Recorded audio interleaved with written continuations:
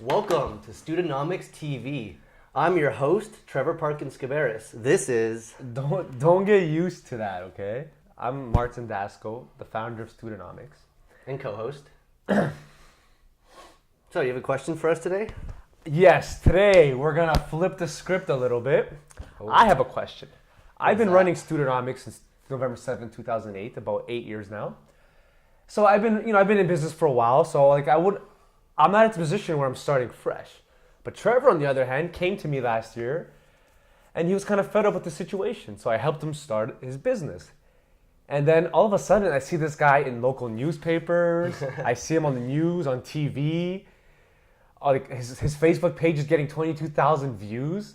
I'm like, what the hell happened here? So Trevor, Yes. for everyone out there watching, how do you promote your brand new business from scratch? Well, I'm definitely not a professional on this. I could tell. I've been winging it. But what I find, I've been having a lot of fun promoting myself. I've been a bit shameless with it, and that can work. I do history stuff, so I'm very shameless. I've got the shirts. Okay, it was this guy's idea. But a lot of it is like you just pick things, like for myself, because I'm doing history, like local history, man. Like a lot of people, they live in an area. So I wanted to be that guy. So I promoted myself as a historian. I put myself out there. But what really got people's attention, actually, it's super dorky, but I started doing Lego streetcars.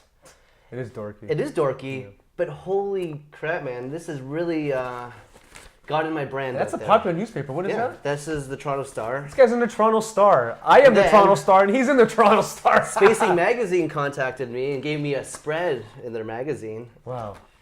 And Metro, which isn't as cool. But still. And you're on TV too, right? Yeah, CBC Metro Morning called me. Good morning. Good morning.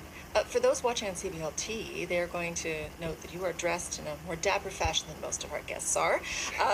Obviously, you have a fascination with this era, but why did you start actually doing this streetcar transit project? Started checking out archival photos of old Toronto.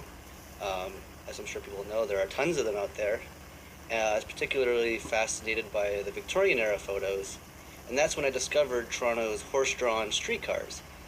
And it's just the niche, man. People like transit history. So like, what's it's your weird. slogan again? I'm bringing old fashioned back into fashion. So you see, Trevor had no idea, and then I helped him start a business. So he does freelance video and editing, and on the side, like the bigger umbrella here is his whole steampunk junction, where he makes history cool again. That's working. And somehow, I never thought it would be this popular. This guy's on TV. It's working. I don't know, man. It's one of those things, like that's why it's hard for me to explain. Different things work for different people. Like Studenomics is big too. Yeah. So what did you do to promote Studenomics? See, it's all about your brand, and I know branding is kind of annoying. We've done videos on this. Yeah. But you have to believe in your product. Like Trevor believes in his product so much that he Dude. built a Lego about his community. It was like a Lego streetcar. Everything. About his whole community. So now everybody in the community wants to talk about it because it's so interesting. The world has enough boring ideas. Yeah. We need something unique. We need something to follow and something to believe in. And it's hilarious because I showed him, he showed You me got me this. started. I got him started, and he showed me some results. So I started thinking, how can we grow this? So now Trevor's doing historical walks in a park. High Park, man. Tell them about that. It's been great. I did 4 tours this summer.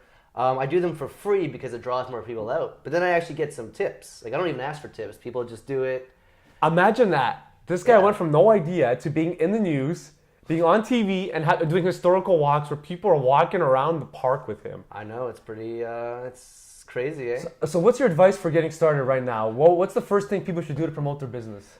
Well, I was going to say, we mentioned this before, but I stand by it. For like when picking your niche, if you want to stand out, you can either be a little fish in a big pond or a big fish in a little pond, all right? You got to stand out, whatever your business is. So you became the go-to historian guy.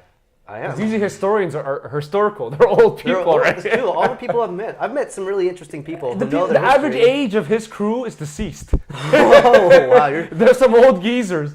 Like they know their stuff, but they're not. You got to modernize it, man. History can be boring, or it could be interesting. So how does someone get in the media? Like, how do you get on the news and the newspapers? I just put myself out there. Like it all started. I posted a photo. I think it's on here. One of these photos I posted to Facebook. It reached like 60,000 people. I was impressed. And then Toronto Star calls me, Metro calls me, Spacing calls me, CBC Metro News called me. They all wanted a piece. Amazing. So if you're starting a business or trying to promote yourself right now, do something unique. Get the word out Interesting, there, man. because you never know who's watching. Like, he had no clue that You can't plan this stuff, man. this would happen. That's amazing. And thank you for watching, and good luck with your new business.